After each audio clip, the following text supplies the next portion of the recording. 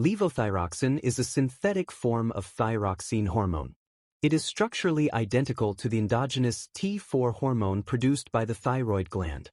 Major indications of levothyroxine include the following: primary hypothyroidism, including Hashimoto's thyroiditis; secondary or tertiary hypothyroidism due to pituitary or hypothalamic disease; post-thyroidectomy hormone replacement; and for thyroid-stimulating hormone suppression in thyroid cancers.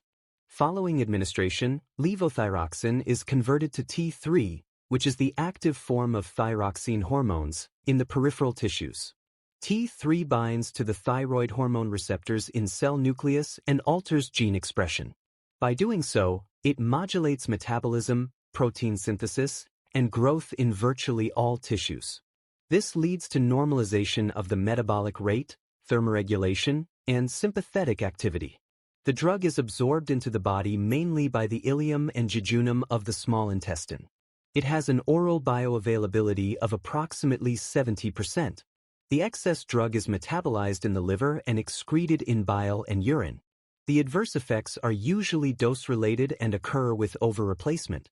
Some common ones include palpitations, tachycardia, and arrhythmias, anxiety, tremor, and insomnia, weight loss, heat intolerance, and sweating, diarrhea, osteoporosis, usually with long-term overuse, and menstrual irregularities.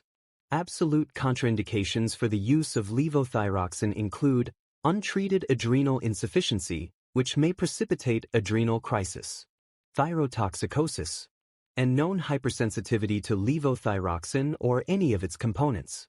Relative contraindications include cardiovascular disease such as angina and arrhythmias, elderly patients, and diabetes mellitus.